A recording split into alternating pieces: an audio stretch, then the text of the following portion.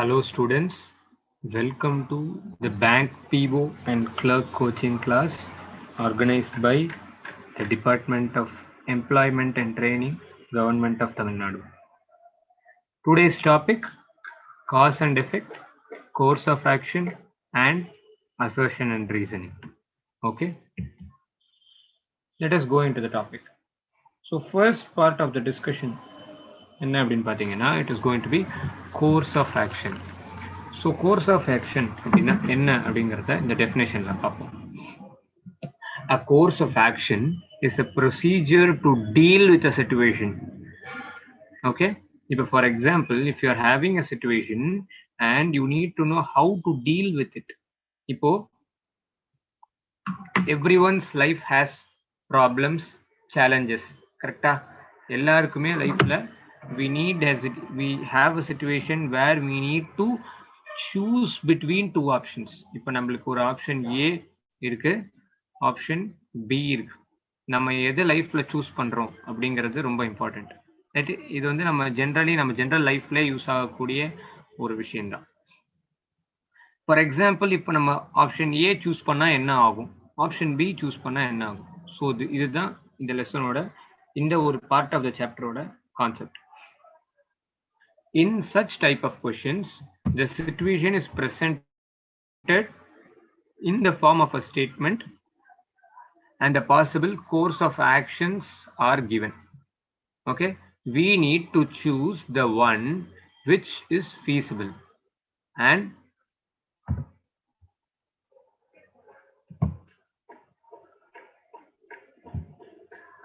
we need to find out which is going to be the practical option.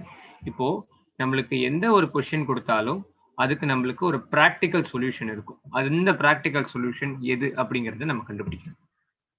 Okay, so let us go to the next page. The correct course of action நம்ம choose பண்ணோம்னா it should either lessen the problem or improve the situation. அப்படின்னா என்ன அப்படின்னு பார்ப்போம். For example, if I say lesson the problem, லெசன்னா இப்போ அந்த ஒரு ஆக்ஷன் நம்ம பண்றோம். இப்போ ஒரு ப்ராப்ளம் இருக்கு, அதுக்கு நம்ம ஒரு ஆக்ஷன் எடுக்கிறோம்னா அந்த ஒரு ஆக்ஷன் அந்த ஒரு ப்ராப்ளம்கான கரெக்டான சொல்யூஷனா இருக்கணும், அந்த ப்ராப்ளமை குறைக்கணும். இப்போ ஃபார் எக்ஸாம்பிள், நான் உங்களுக்கு ஒரு சிச்சுவேஷன் சொல்றேன். Assume there is lot of theft. நாட்டில் நிறைய ராபரி நடக்குது அப்படின்னா அதை போலீஸ் வந்து என்ன ஆக்ஷன் எடுக்கணும், what should be the course of action. இது ஒரு சிச்சுவேஷன். இப்போ வந்து ராபரி இந்த city is happening very much. So இந்த ராபரியை அவங்க தடுக்கணும். எப்படி தடுப்பாங்க? One option can be going to each person home and say be careful. அது ஒன்று பண்ணலாம். இல்லை ரெண்டாவது, போலீஸ் டிபார்ட்மெண்ட்ல இருந்து they can arrange one official for one street. இதுல எது பெட்டர் ஆப்ஷன் அப்படின்னு கேட்டீங்கன்னா செகண்ட் ஆப்ஷன் தான். ஏன்னா நீங்க ஃபர்ஸ்ட் ஆப்ஷன் பண்றதுனால மக்கள் அலர்ட் ஆவாங்க. பட் செகண்ட் ஆப்ஷன் பண்ணீங்கன்னா it will be better because a police official standing there, அந்த இடத்துலயே அவங்க இருந்தாங்கன்னா அது இந்த ப்ராப்ளமை இன்னும் பெட்டரா சால்வ் பண்ணும். ஸோ இந்த பர்டிகுலர் கிவன் கொஸ்டினுக்கு எது கரெக்டான ஆன்சர் அப்படிங்கறத ஐடென்டிஃபை பண்றது தான் நம்மளுடைய idea. Okay, so let us check out certain problems. Read out this point.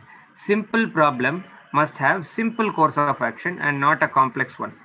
Okay, இப்போ யோசிச்சு பாருங்க. if I am giving a very complex situation, okay, அந்த மாதிரி காம்ப்ளெக்ஸ் சிச்சுவேஷனா இருந்தாதான் நம்மளுக்கு வந்து எந்த மாதிரி ஒரு ஆக்ஷன் எடுக்கணுங்கிறது டிசைட் பண்ணும். இப்போ சிம்பிளான ஒரு ப்ராப்ளம் இருந்துச்சுன்னா அதுக்கு சிம்பிளான ஆக்ஷன் தான் இருக்கணும். இப்போ for example, if a student seated in an exam, okay, exam நடக்கும்போது அந்த ஸ்டூடெண்ட் வந்து சீட் பண்ணிட்டான், is doing some amount of malpractice or something. So அந்த மாதிரி கேஸ்ல அந்த ஒரு எக்ஸாமினர் என்ன பண்ணணும்? Either he can debar him or he can make him put him in the jail.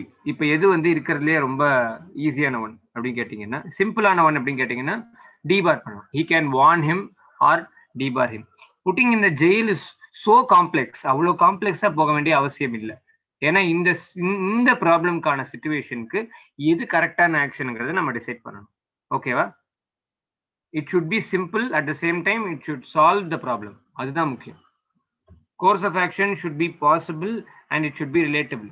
அதாவது லைக் இட் ஷுட் லாஜிக்கலா இருக்கணும். It should not be imaginative. அதாவது ரியல் லைஃப்ல பாசிபிள் ஆகக்கூடிய ஒரு கேஸை தான் நீங்க சொல்யூஷனா கொடுக்கணும். Okay, let us go to the next page. Let us see an example problem. Some serious blunders were detected in the account section in the factory. இதுதான் ஸ்டேட்மெண்ட். அவங்க கொடுத்துருக்கிற கோர்ஸ் ஆஃப் ஆக்ஷன் பார்க்கலாம். An efficient team of auditors should be appointed to check the accounts. A show cause notice should be issued to all the employees involved in the irregularity. இதோட meaning நம்ம பார்ப்போம்.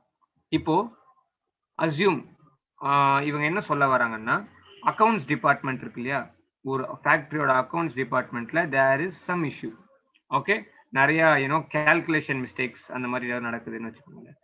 தேர் are lot of calculation errors and paper errors. இந்த மாதிரி நிறைய accounts வந்து ரொம்ப இம்பார்ட்டண்ட்டான ஒரு செக்ஷன். அந்த செக்ஷன்ல இந்த மாதிரி எரர்ஸ்லாம் நடக்கும்போது அதை எப்படி ஸ்டாப் பண்ணலாம் அப்படின்னு கேட்டிருக்காங்க. பிளண்டர்னா மிஸ்டேக்னு இருக்கும். பிளண்டர் அப்படின்னா எரர் அப்படின்னு சொல்லலாம். ஓகே, ஸோ எந்த அக்கௌண்ட் நீங்க கொஸ்டினை கிளியரா படிச்சீங்கனாலே உங்களுக்கு it will be easy for you to solve. Course of action first வந்து efficient team of auditors should be appointed to check the accounts. First option அவங்க என்ன கொடுத்துருக்காங்க, ஒரு டீம் ஆஃப் ஆடிட்டர்ஸை வந்து செக் பண்ண சொல்லணும் அக்கௌண்ட்ஸை. Can it be a solution?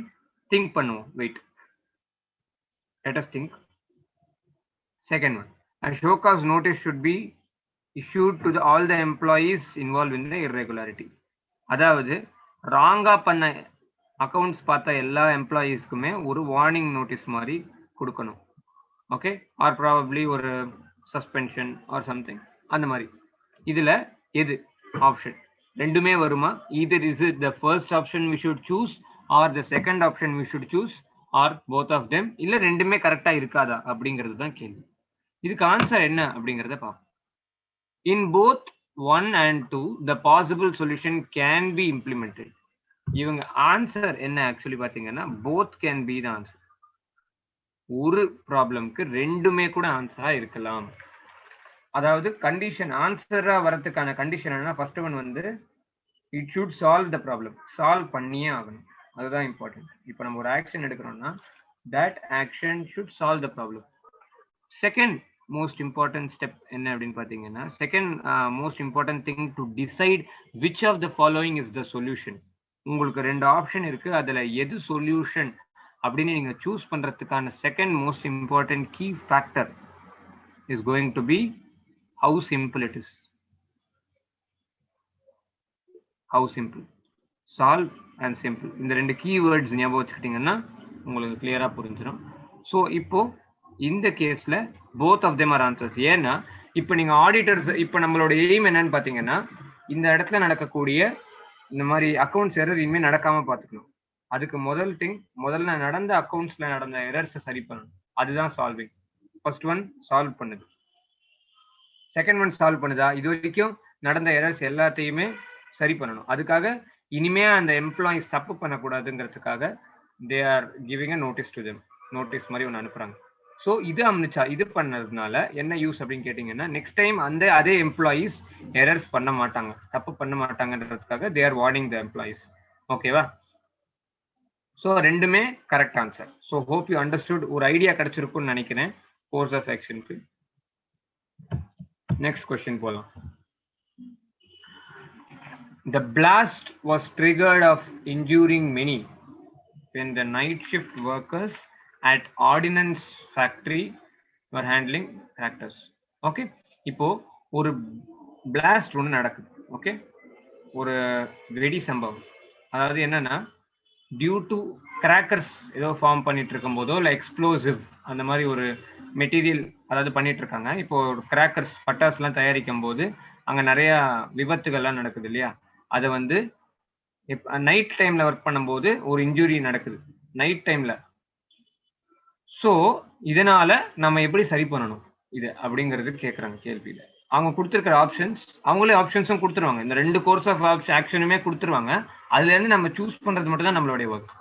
So the factory management should train its staff as regards to safety of handling such equipments.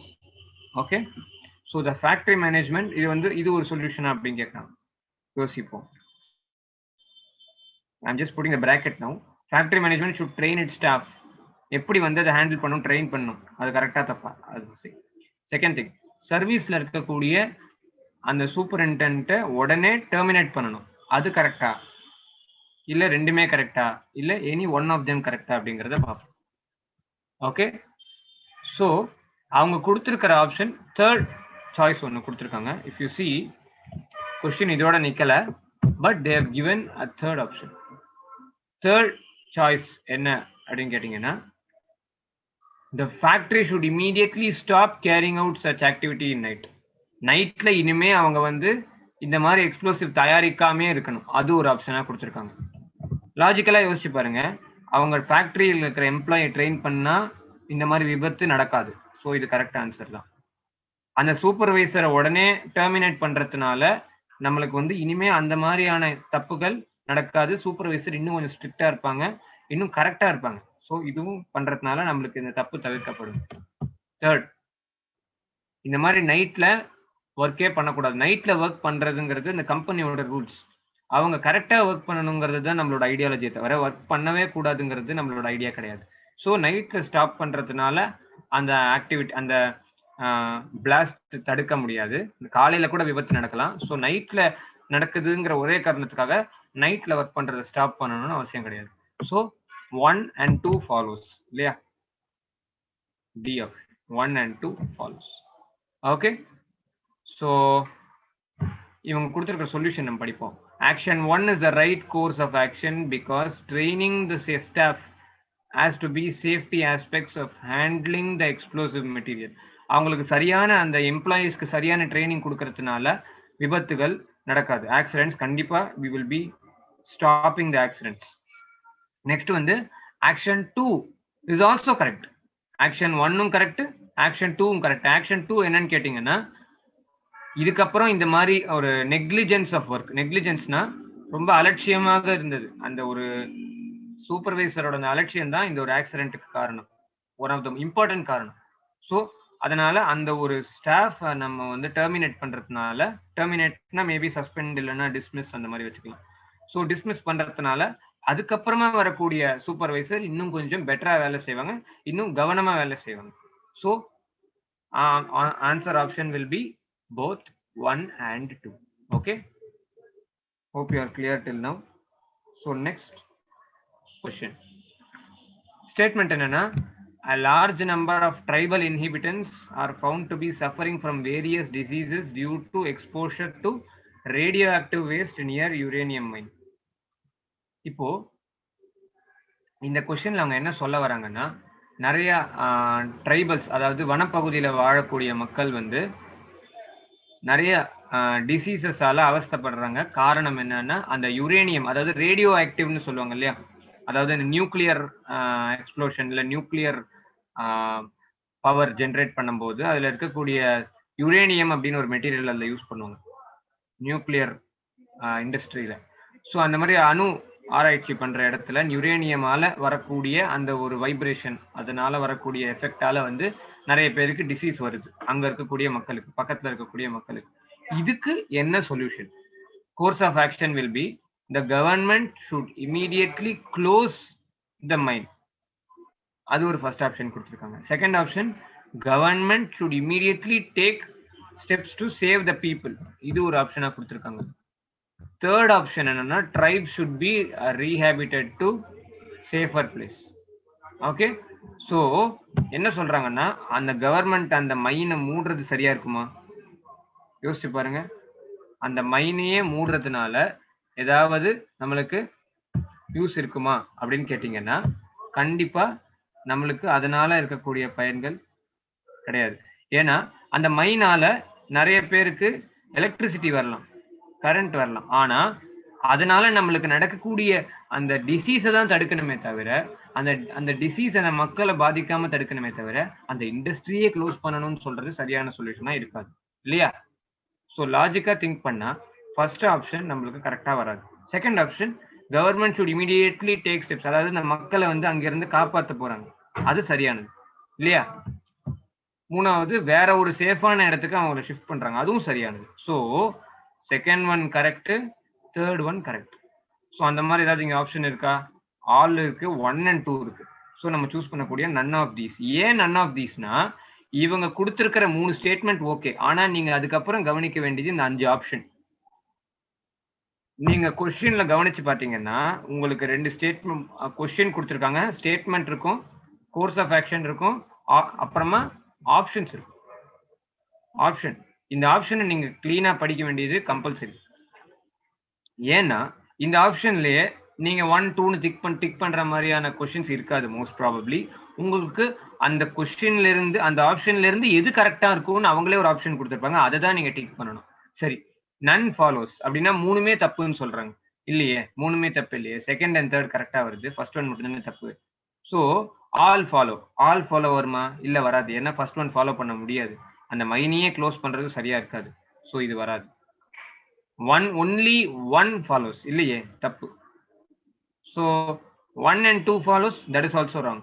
So none of these தான். ஏன்னா இவங்க கொடுத்திருக்கிற ஆப்ஷன்ல 2 and 3 follows அப்படின்னு கொடுத்திருந்தாங்கன்னா நீங்க அதை ஒரு ஆப்ஷனை டிக் பண்ணலாம்.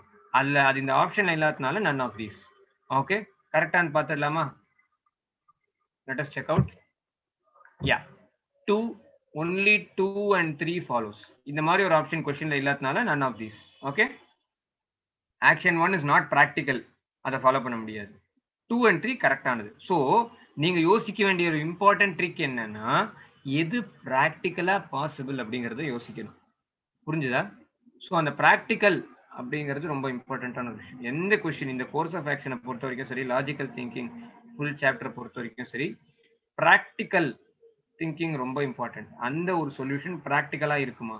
அப்கோர்ஸ் நீங்க அந்த மைனை க்ளோஸ் பண்ணீங்கன்னா வியாதி வராதுதான். ஆனா அந்த மைனை க்ளோஸ் பண்ணா எத்தனை பேருக்கு எலக்ட்ரிசிட்டி வராதுன்னு தெரியுமா?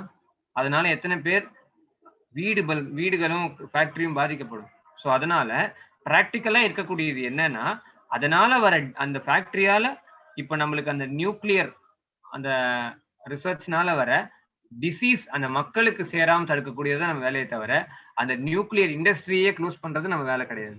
ஸோ அதுதான் இந்த இடத்துல இருக்கக்கூடிய practicalness. Next question. In spite of the principal's repeated warnings, in spite of the principal's repeated warnings, the child was caught exploding crackers secretly in school. அதாவது ஒரு பையன் பிரின்சிபல் நிறைய தடவை வார்ன் பண்ணி கூட பட்டாசு அடிச்சிருக்கான் ஸ்கூல்ல, யாருக்கும் தெரியாம. ஸோ இந்த மாதிரி நடக்கக்கூடிய ஒரு ஈவெண்ட்டுக்கு அவங்க எப்படி தடுப்பாங்க? இதுக்காக அந்த ஸ்கூல் என்ன எடுக்கணும்? All the cracker should be taken away from the child and should be warned to not to do again. அதாவது அந்த கிராக்கர்ஸ் எல்லாத்தையும் அந்த குழந்தைகிட்ட இருந்து எடுத்துக்கிட்டு அதுக்கப்புறம் திருப்பி இந்த மிஸ்டேக்கை நீ பண்ணக்கூடாதுன்னு வார்ன் பண்றது ஒரு option. Child should be severely punished for this act. ரொம்ப ரொம்ப சிவியரா பனிஷ் பண்ணுறது ஒரு ஆக்ஷன். இந்த கொஸ்டினை பொறுத்த வரைக்கும் பாத்தீங்கன்னா ஹியர் இந்த question already the principal has given repeated warnings. சரியா? அதனால நீங்க கொஸ்டின்ல கவனிச்சு பாத்தீங்கன்னா ஆல்ரெடி ரிப்பீட்டட் வார்னிங்ஸ் கொடுத்துருச்சாச்சு அந்த பையனுக்கு. அந்த பையன் இன்னும் திருந்தல. இந்த வேர்டு அவங்க கொடுக்கல. கொஸ்டின்ல வந்து ரிப்பீட்டட் வார்னிங்ன்ற வேர்டு இல்ல, அப்படியே வந்து வெறும்னா சைல்டு இஸ் காட். இப்போ வந்து இந்த ஒரு ஸ்டேட்மெண்ட்டே இந்த கொஸ்டின்ல இல்லைன்னு வச்சுப்போம். ஓகேவா?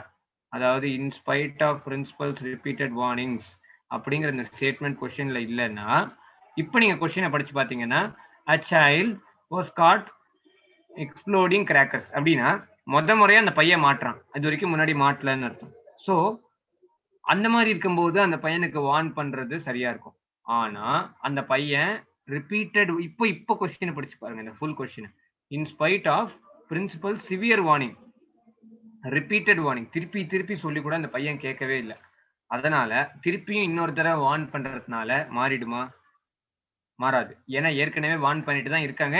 இது வார்ன் பண்ணி கூட மாற்றம் இல்லை. ஸோ இந்த கொஸ்டின்லேயே அவங்க இன்டைரக்டா என்ன கொடுத்துருக்காங்கன்னா வார்ன் பண்றதுனால எந்த மாற்றமும் இல்லை. ஸோ அந்த பையனை பனிஷ் பண்றதை தவிர வேற வழி இல்லை.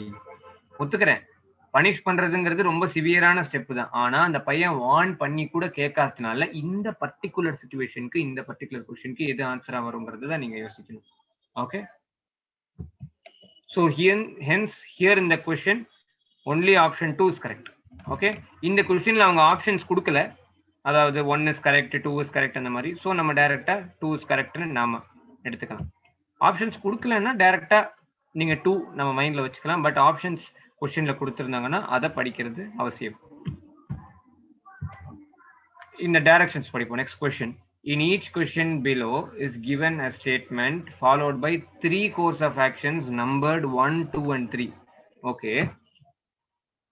A course of action is a step or a decision to be taken for improvement, follow up or further action to the problem, policy, etc. இப்போ இந்த மாதிரி தான் உங்களுக்கு கொஸ்டின் இருக்கும். இந்த பேராகிராஃப் ரொம்ப இம்பார்ட்டன்ட். நிறைய பேர் இந்த பேராகிராஃபை படிக்கவே மாட்டாங்க. ஏன்னா டைரக்டா கொஸ்டினுக்கு போயிடுவாங்க. ஆமா என்ன சொல்லியிருக்க போறாங்க அப்படின்னு நம்மளுக்கு ஒரு அலட்சியம் இருக்கும். இங்கே தான் நிறைய ஸ்டூடெண்ட்ஸ் பண்ற mistake. Actually, what you should do is you should study every line in the particular given question paper. In this question below, என்ன பண்ணணும், கோர்ஸ் ஆஃப் ஆக்ஷன் அப்படிங்கிற வேர்டு அவங்களே மென்ஷன் பண்ணியிருக்காங்க. ஸோ இந்த ஒரு கொஸ்டின் அடுத்து வரப்போற கொஸ்டின்ஸ் எல்லாமே கோர்ஸ் ஆஃப் ஆக்ஷன் கொஸ்டின்ஸ் தான் அப்படிங்கிறது நம்மளுக்கு ஒரு ஐடியாவா தெளிவா கிடைச்சிடும். ஸோ அந்த மாதிரி இருக்கும்போது இந்த கோர்ஸ் ஆஃப் ஆக்ஷன் என்ன பண்ணணும், ஒன்று இம்ப்ரூவ் பண்ணணும் சிச்சுவேஷனை, இல்லைன்னா அதை சரி பண்ணணும், இல்லைன்னா அதுக்கான கரெக்டான ஆக்ஷன் எடுக்கணும். Okay, on the basis of the information given in the statement assume that everything is true. அதாவது எதுவுமே பொய் கிடையாது, எல்லாமே ட்ரூ அப்படின்னு எடுத்துக்கிட்டோம்னா எதை கரெக்டா டிசைட் பண்ணணும் அப்படிங்கறத நம்ம யோசிக்கணும். அதாவது இது வரைக்கும் நம்ம பண்ண அதே டைப் ஆஃப் கொஸ்டின்ஸ், ஆனா எக்ஸாம்ல இந்த மாதிரி தான் கொடுப்பாங்க. ஃபர்ஸ்ட் ஒரு பேராகிராஃப் கொடுத்துட்டு அதுக்கப்புறம் தான் இந்த மாதிரி கொஸ்டின்ஸ்குள்ள போவாங்க. இந்த பேராகிராஃபை படிக்க வேண்டியது compulsory, very very important. Next இப்போ கொஸ்டின்குள்ள போகலாம். If the faculty members also join the strike, there will be a serious problem. So இந்த கொஸ்டின்ல நம்மளுக்கு என்ன தெரியுதுன்னா, ஏதோ ஒரு ஸ்ட்ரைக் ஒன்று நடந்துட்டு இருக்கு. அந்த ஸ்ட்ரைக் நடந்துட்டு இருக்கிறதுனால அதுல வந்து ஃபேக்கல்டி மெம்பர்ஸ்னா டீச்சர்ஸ் அப்படின்னு இருக்கு. டீச்சர்ஸும் அந்த ஸ்ட்ரைக்ல ஜாயின் பண்ணிட்டாங்கன்னா இன்னும் தீவிரமாயிடும் அப்படிங்கிறது சொல்றாங்க. ஸோ நம்ம இதுல கவனிக்க வேண்டிய பாயிண்ட் என்ன அப்படின்னு பாத்தீங்கன்னா, ஜென்ரலா ஃபேக்கல்டி மெம்பர்ஸ் ஒரு ஸ்ட்ரைக்கை ஜாயின் பண்ண கூடாதா, இல்லை அந்த ஸ்ட்ரைக்கே நிறுத்தலாமான்னு நம்மளுக்கு மைண்ட்ல ஒரு கொஸ்டின் வரும். இப்போ நம்ம கோர்ஸ் ஆஃப் ஆக்ஷன் படிப்போம். இந்த faculty members should be persuaded not to go to strike. அவங்கள வந்து பேசி ஸ்ட்ரைக் எல்லாம் போகாதீங்கன்னு சொல்லணும். அது ஒரு option. Second option, those faculty members should who join the strike should be suspended. அவங்க யாரெல்லாம் அந்த ஸ்ட்ரைக்ல சேர்றாங்களோ அவங்கள சஸ்பெண்ட் பண்றது, அது ஒரு ஆக்ஷன். மூணாவது, the management should not worry about these small things. இதெல்லாம் வந்து ஒரு விஷயமான்னு சொல்லிட்டு கண்டுக்காம இருக்கிறது ஒரு ஆப்ஷன். ஸோ இதுல எது பண்ணா சரியா இருக்கும் அப்படின்னு நீங்க யோசிக்கிறீங்க. Just think for a few seconds. இந்த வீடியோ ஒரு 10 செகண்ட்ஸ் நீங்களே பாஸ் பண்ணிட்டு யோசிச்சு பாருங்க எது சொல்யூஷனா கரெக்டா இருக்கும் அப்படின்னு. இப்ப ஆன்சரை பார்ப்போம். ஒன்லி ஒன் ஃபாலோஸ், அதாவது ஃபர்ஸ்ட் ஸ்டெப் மட்டும்தான் ஃபாலோ பண்ண முடியும். இப்போ ஸ்ட்ரைக்ல சேர்றாங்கன்ற ஒரே காரணத்துக்காக இந்த டீச்சரை சஸ்பெண்ட் பண்றது நியாயமா இருக்காது. ஏன்னா ஸ்ட்ரைக்குங்கிறது ஒருத்தரோட உரிமை. அவங்களோட பிரச்சனையை அவங்க குரல் கொடுக்கறதுக்காக ஸ்ட்ரைக்ல சேர்றாங்க. அதுதான் இந்த கொஸ்டினை பொறுத்த வரைக்கும் அவங்க கொடுத்துருக்கிறது. இப்போ நம்மளுக்கு கொடுத்துருக்கிற கொஸ்டின் வச்சு நம்ம என்ன யோசிக்கணுமோ அதுதான் யோசிக்கணுமே தவிர நாமளா இமேஜின் பண்ணக்கூடாது. ஓகேவா? இந்த கொஸ்டின் என்ன கொடுத்துருக்கு, ஃபேக்கல்டி மெம்பர்ஸ் ஜாயின் பண்ணா சிவியரா ப்ராப்ளம் வரும். ஓகே, அதுக்காக ஃபேக்கல்டி மெம்பர்ஸ் சஸ்பெண்ட் பண்றது சரியாகுமா? ரொம்ப சிவியர் ஆக்ஷன் அது. அது எடுத்த உடனே சஸ்பெண்டுங்கிற இதுக்கு போகக்கூடாது, முதல்ல பேசி பார்க்கணும். இதுல வந்து அஸ்யூம் இந்த கொஸ்டின்ல even after persuading the teachers they are coming to the strike, திருப்பி சொல்லி கூட அவங்கள வந்து தடுக்க முடியல ஃபேக்கல்டி மெம்பர்ஸ் அப்படின்னா நம்மளுக்கு வேற வழி இல்லாம சஸ்பெண்டுக்கு போகலாம். ஆனா இந்த கொஸ்டின்ல சிம்பிளா கொடுத்துருக்கிறதுனால சிம்பிள் சொல்யூஷன் மட்டும்தான் யோசிக்கணும். Dear students, keep this in mind. Simple ப்ராப்ளம்ஸ்க்கு சிம்பிள் சொல்யூஷன்ஸ் தான் இருக்கும். ஓகே, ஸோ இது சிம்பிள் ப்ராப்ளம் அப்படின்னு நான் சொல்லலை. பட் இருந்தாலும் எந்த ஒரு ப்ராப்ளமா இருந்தாலும் அதுக்கான கரெக்டான எது இருக்கிறதுலே சிம்பிளோ அதை ஃபர்ஸ்ட் யோசிக்கணும். அது நடக்காத பட்சத்துல தான் நம்ம அடுத்த ஸ்டெப்புக்கு போகணும். இப்போ ஃபார் எக்ஸாம்பிள் இதுக்கு முன்னாடி படிச்ச கொஸ்டின்ல அந்த சின்ன பையன் வந்து he was exploding crackers. நியாயமா பாத்தீங்கன்னா அந்த பையன்கிட்ட இருக்கிற கிராக்கர்ஸ் எல்லாத்தையும் வாங்கிட்டு அவனை வார்ன் பண்ணி அனுப்பியிருக்கணும். ஆனா அந்த பையன் நிறைய வாட்டி ஏற்கனவே வார்ன் பண்ணி கூட கேட்காததுனால தான் அவனை நம்ம பனிஷ் பண்ணோம். ஸோ பனிஷ்மெண்ட்டுங்கிறது டைரக்டான ஸ்டெப் கிடையாது. அதே வேற வழி இல்லை, சிம்பிளான ஸ்டெப்னால பயன் இல்லைன்னா தான் அதுக்கு போகணும் நம்ம. இப்போ இந்த கொஸ்டின்ல அந்த மாதிரி எந்த சீரியஸான இதுவும் கொடுக்கல. ஜாயின் பண்ணா it will be a serious problem மட்டும் தான் சொல்லியிருக்காங்க. ஸோ முதல்ல எடுக்கக்கூடிய லாஜிக்கலான ஸ்டெப் வந்து பேசி பார்க்கணும். தயவு செய்து டீச்சர்ஸ் கொஞ்சம் எதுவா இருந்தாலும் பேசி தீர்த்துக்கலாம் அப்படின்னு சொல்லிட்டு அவங்க கிட்ட அவங்கள வந்து கன்வின்ஸ் பண்ணணும். அதுதான் இருக்கிறதே கரெக்டான ஸ்டெப் ஃபர்ஸ்ட். இதெல்லாம் ஒரு விஷயமா அப்படின்னு கண்டுக்காம இருக்கிறது தப்பு. So the management should not worry about small things is also wrong. So the answer is going to be first option. Okay, the best way to prevent the faculty is to persuade them. அதுதான் best. இப்போ நீங்க ஒரு டீச்சரை suspend பண்ணீங்கன்னா அந்த strike தீருமா, இல்லைன்னா அந்த faculty members தான் அவங்களுக்கு தே வில் பி ப்ராப்பர்? இல்லை, நீங்க ஃபேக்கல்டி மெம்பரை சஸ்பெண்ட் பண்ணீங்கன்னா உங்க ஸ்கூல் அஃபெக்ட் ஆகும் இல்லையா? இப்போ அவங்க ஸ்ட்ரைக் பண்ணாலும் எப்படியும் டீச் பண்ணாம இருப்பாங்க. இப்போ நீங்க சஸ்பெண்ட் பண்ணீங்கனாலும் அந்த ஒரு டீச்சர் வந்து அந்த டீச்சர் உங்களுக்கு லாஸ் ஆயிடும். ஸோ அதனால நீங்க அந்த டீச்சர் இருக்கிற பட்சத்திலேயே அவங்கள எப்படி கரெக்டா கன்வின்ஸ் பண்ணலாம்னு தான் யோசிக்கணும். அதுதான் ஃபர்ஸ்ட் ஆப்ஷன், பெஸ்ட் ஆப்ஷன். அடுத்தது இந்த சாப்டரை பொறுத்த வரைக்கும் நிறைய டிப்ஸ் அண்ட் ட்ரிக்ஸ் இருக்கு. அது என்ன அப்படிங்கிறது ஒன்னொன்னா பார்க்கலாம். கன்க்ளூஷன் நம்ம ஒரு கொஸ்டினுக்கு எடுக்கிறோம் அப்படின்னா conclusion drawn on the basis of the data not provided does not hold. அதாவது நீங்களே ஒரு இமேஜின் பண்ணிக்கிட்டு அதுல இருந்து டேட்டா எடுக்க கூடாது. இப்போ ஃபார் எக்ஸாம்பிள் இந்த கொஸ்டின்ல அவங்க வந்து ஸ்ட்ரைக்ல ஜாயின் பண்ணா சீரியஸ் ப்ராப்ளம் ஆயிடும். ஆனா அவங்க சொல்லி கூட கேட்கவே இல்லை, எவ்வளவு சொன்னாலும் அவங்க கேட்கலன்னு அவங்க கொடுக்கவே இல்லை. இன்னும் அவங்க டீச்சர்ஸ் கிட்ட பேசி கூட பார்க்கல மேனேஜ்மெண்ட். ஸோ மேனேஜ்மெண்ட் முதல்ல பேசி பார்க்கணும். இதுதான் நம்ம எடுத்துக்கக்கூடியது. நம்ம சில சமயம் என்ன எடுத்துப்போம்னா போன கொஸ்டின் பார்த்த ஒரே அதுல வந்து பனிஷ்மெண்ட்னு கொடுத்துருக்கிறதுனால பனிஷ்மெண்ட் பண்ணிடணும் அப்படின்னு நம்ம மைண்ட்ல ஸ்டோர் பண்ணிடக்கூடாது. அந்த பர்டிகுலர் கொஸ்டின்ல என்ன கொடுத்துருக்குங்கிறத நம்ம கிளியரா ரீட் அவுட் பண்ணாதான் we will be able to understand what is the exact solution for this particular answer. இப்போ in this question talking to the teachers is the best solution. அந்த மாதிரி let us see lot of more questions. Conclusion with definitive qualifiers should require stringent support to be valid. இப்போ all of them, no one has done the work, all of them should do this, at least one of them should, அந்த மாதிரி வந்து இந்த மாதிரி all, no one, இந்த மாதிரி words use பண்ணா அது பேர் டெஃபினட்டிவ் குவாலிஃபயர்னு பேர். இந்த மாதிரி வேர்ட்ஸ் ஒரு ஸ்டேட்மெண்ட்ல கொடுத்திருந்ததுன்னா அதுக்காக ரொம்ப ஸ்ட்ராங்கான ஸ்ட்ரிஞ்சன்ட்னா ஸ்ட்ராங்னு அர்த்தம், ரொம்ப ஸ்ட்ராங்கான சப்போர்ட் தேவைப்படணும். அப்பதான் இப்போ சப்போஸ் ரொம்ப வீக்கான ஒரு ஸ்டேட்மெண்ட்டா இருந்தது, ரொம்ப கேஷுவலா இருந்ததுன்னா அது நம்மளுக்கு வேலிட் ஆகாது. இந்த all of them should do, no one should do அப்படின்னு சொன்னாங்கன்னா அந்த மாதிரி ஸ்டேட்மெண்ட்ல இருந்துச்சுன்னா அதுக்கான கோர்ஸ் ஆஃப் ஆக்ஷனும் சரி கன்க்ளூஷனும் சரி ரொம்ப ஸ்ட்ராங்கா இருக்கணும். ஏன்னா ஆல் நோ ஒன்ங்கிறது ரொம்ப ஸ்ட்ராங்கான வேர்ட்ஸ். எல்லாருமே இது பண்ணியே ஆகணும், யாருமே இது பண்ணவே கூடாது, யாராவது ஒருத்தராவது பண்ணி ஆகணும்ன்ற மாதிரி சொல்றது வந்து ரொம்ப தீர்மானமான வேர்ட்ஸ். அதுதான் டெஃபினட்டிவ்னா தீர்மானமான அர்த்தம். இப்போ தீர்மானமா நீங்க சூஸ் பண்றீங்கன்னா you should B clear that நீங்க கொஸ்டின் ஆன்சர் படிக்கும் போது உங்களோட மைண்ட் வந்து ரொம்ப ஸ்ட்ராங்கான வேர்ட்ஸ் தான் தேடணும். ஏன்னா அந்த வேர்ட்ஸ் கொஸ்டின்ல ஆல், நோ ஒன் அந்த மாதிரி ஸ்டேட்மெண்ட்ல கொடுத்துருந்தாங்கன்னா ஓகே. இது ஒரு ட்ரிக்.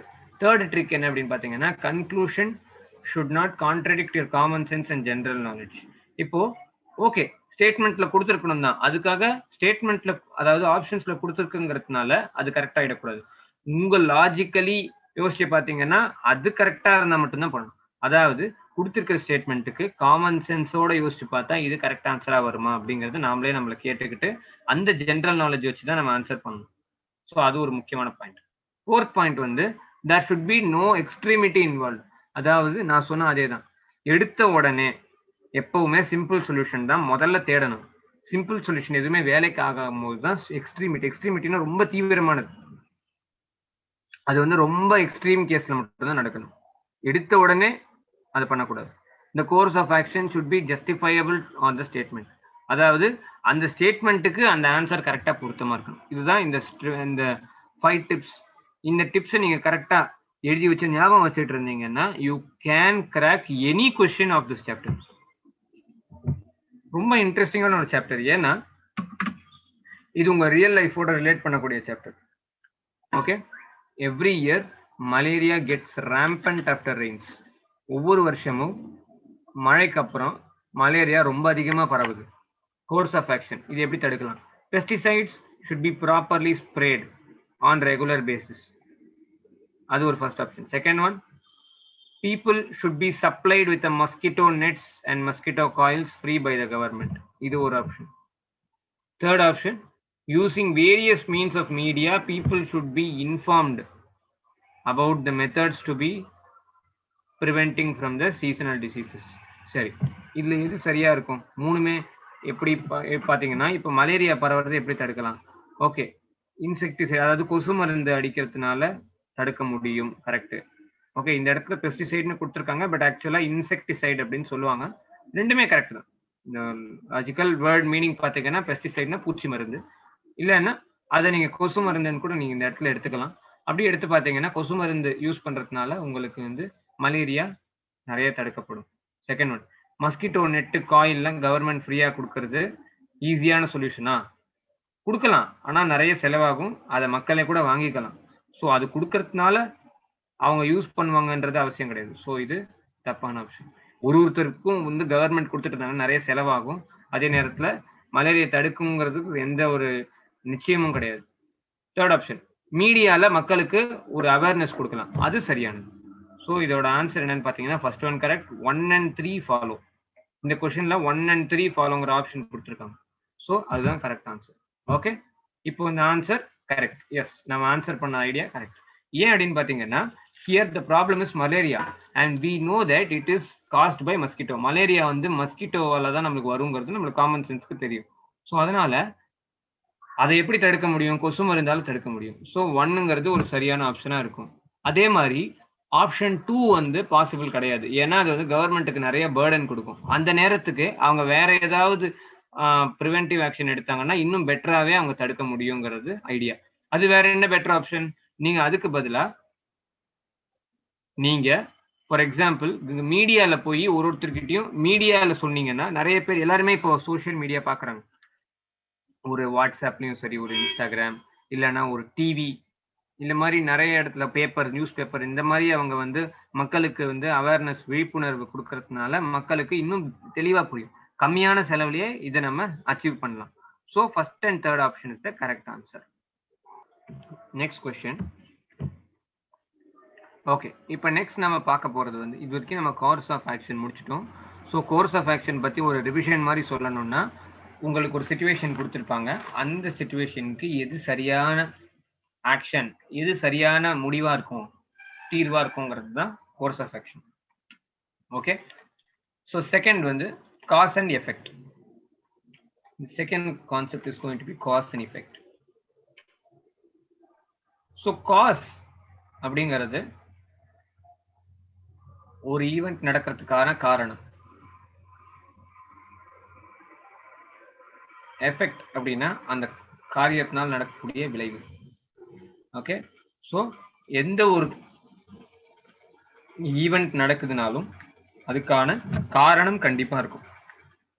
அதே மாதிரி எந்த ஒரு காரியம் நடக்குதுனாலும் அதுக்கான ஒரு விளைவு கண்டிப்பா இருக்கும். சரியா? ஸோ காஸ்னா என்னன்னா காரணம், காஸ்னா காரணம், எஃபெக்ட்னா விளைவு. ஒரு ஆக்ஷன் நடக்கிறதுனால நடக்கக்கூடிய காஸ் எஃபெக்ட். இப்போ சிம்பிளா சொல்லுங்க, காஸ் எஃபெக்ட். இப்போ ஃபர்ஸ்ட் காஸ் வந்து பாத்தீங்கன்னா, ஒரு ஈவெண்ட் ஒன்று நடக்குது, ஒரு கண்டிஷன் நடக்கிறதுக்கான ஈவெண்ட்.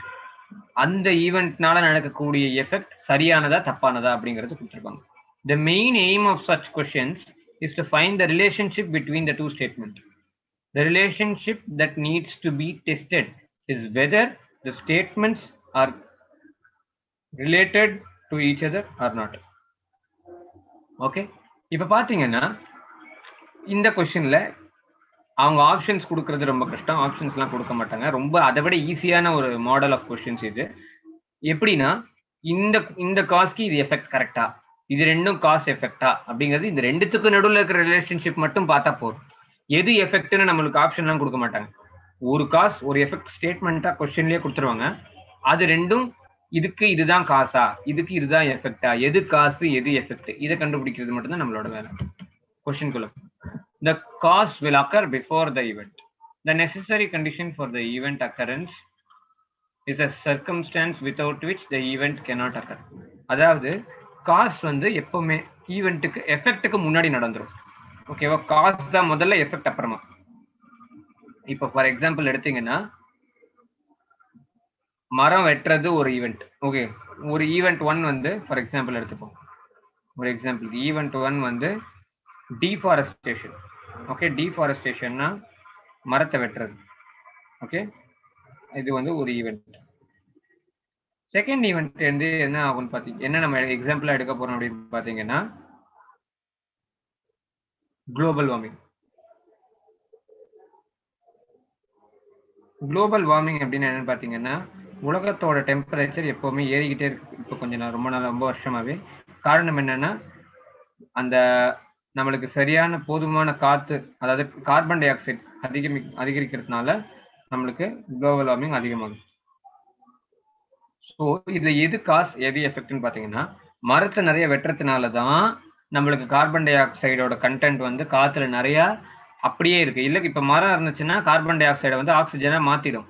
அதே இப்போ நம்மளுக்கு மரம் இல்லாததுனால, மரத்தை வெட்டுறதுனால தான் கார்பன் டை ஆக்சைடு அப்படியே இருக்கிறதுனால குளோபல் வார்மிங் இன்க்ரீஸ் ஆகுது. Global temperature, okay, sorry global வார்மிங்னு சொல்லலாம். ஓகேவா? குளோபல் வார்மிங் தான் சரியான வேர்டு. அப்படி இல்லைன்னா குளோபல் டெம்பரேச்சர் இன்க்ரீஸ் அப்படின்னு சொல்லலாம். எப்படி வேணா சொல்லலாம். உங்களுக்கு ஈஸியா இருக்கிறதுக்காக நான் குளோபல் டெம்பரேச்சர் இன்க்ரீஸ் அப்படின்னு எழுதுறேன். ஓகே, ஸோ குளோபல் வார்மிங் வந்து எஃபெக்ட். ஏன்னா அது அதுக்கப்புறம் ரெண்டாவது நடக்கக்கூடியது. இது காஸ். ஸோ இது ரெண்டும் காஸ் எஃபெக்ட் பேரா அப்படின்னு கேட்டீங்கன்னா எஸ். இதுதான் இப்படிதான் கொடுத்துருப்பாங்க question. One is cause, one is effect, அந்த மாதிரி தான் இருக்கும்.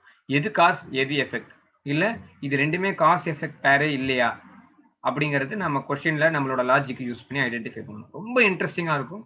It be everything related to real life. Okay, பாப்போம். First question.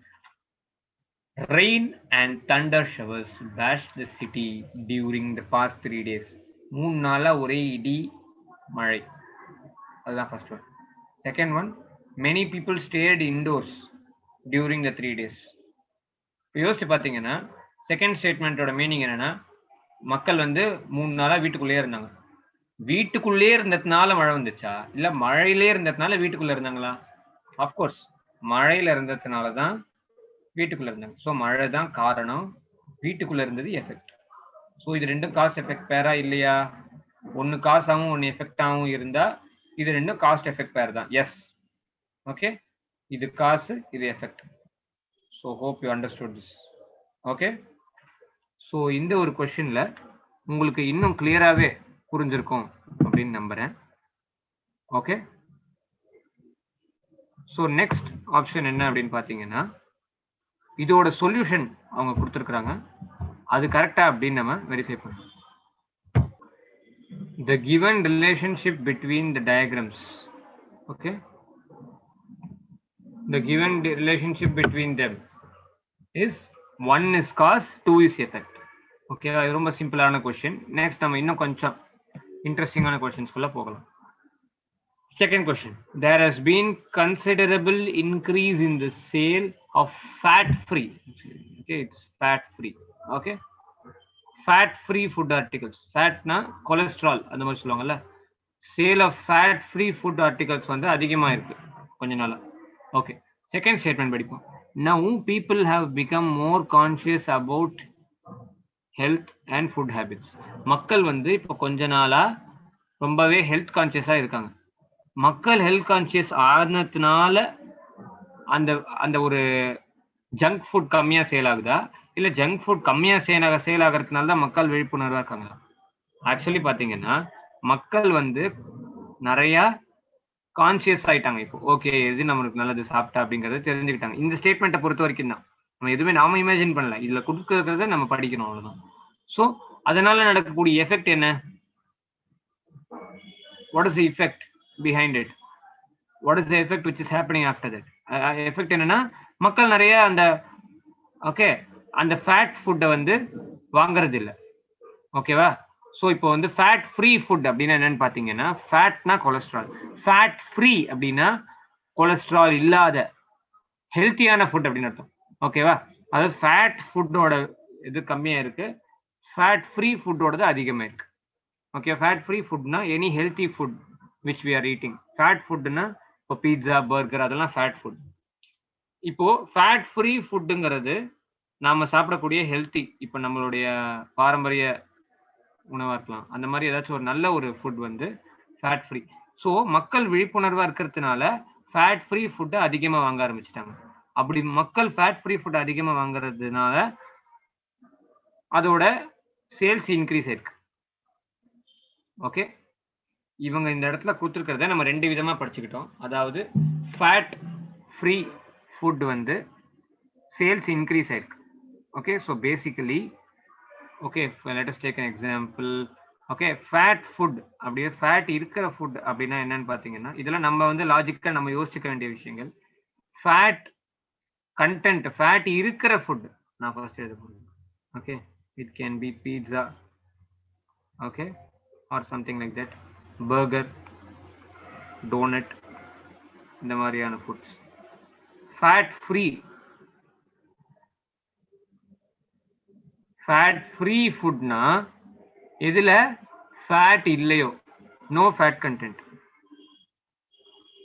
No fat content. So இந்த கொஸ்டினை பொறுத்த வரைக்கும் ஃபேட் ஃப்ரீ ஃபுட்டோட இது அதிகமாக இருக்கு. ஓகே, ஸோ லாஜிக்கலி நம்ம இமேஜின் பண்ண நம்மளுக்கு தெரியக்கூடிய இன்னொரு விஷயம் என்னன்னா, ஃபேட் ஃபுட்டோட இது கம்மியாக இருக்கு. ஸோ இது ரெண்டுமே கரெக்டானது தான் இந்த ஸ்டேட்மெண்ட்டை பொறுத்த வரைக்கும். ஃபேட் ஃப்ரீ ஃபுட்டோடது அதிகமாக இருக்கு. ஸோ அப்படி ஆயிருக்கும் போது அது ஏன் அப்படின்னு பார்த்தீங்கன்னா, அது ஒரு எஃபெக்ட். எது காசுன்னு பார்த்தீங்கன்னா, மக்கள் விழிப்புணர்வானது தான் காசு.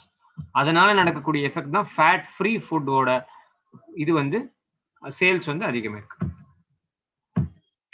In the past few years, the job market has improved for professionally qualified youth.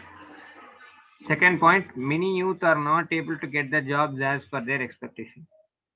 கொஞ்ச வருஷம் ஃபர்ஸ்ட் பாயிண்ட் வந்து கொஞ்ச வருஷத்துல ஜாப் மார்க்கெட் வந்து ப்ரொஃபஷனல், அதாவது நல்ல குவாலிஃபைடான யூத்துக்கு வந்து ஃபேவர் பண்ணுது. இப்போ ப்ரொஃபஷனலி நல்ல ஒரு திறமைசாலியான இளைஞர்களுக்கு வேலை வாய்ப்பு நல்லா கொடுக்குற மாதிரியான ஜாப் மார்க்கெட் இப்போ இருக்குன்னு சொல்றாங்க. செகண்ட்ல வந்து நிறைய பேருக்கு வேலையே கிடைக்கல அப்படின்னு சொல்றாங்க. ரெண்டுத்துக்கும் சம்பந்தம் இருக்கா? ஃபர்ஸ்ட் பாயிண்ட்ல வேலை கிடைக்குதுன்னு சொல்றாங்க, செகண்ட் பாயிண்ட்ல வேலை கிடைக்கலன்னு சொல்றாங்க. ஸோ இந்த ரெண்டு பாயிண்ட்டுக்கும் இந்த பர்டிகுலர் கிவன் ரெண்டு பாயிண்ட்ஸ்க்கும் சம்மந்தம் கிடையாது.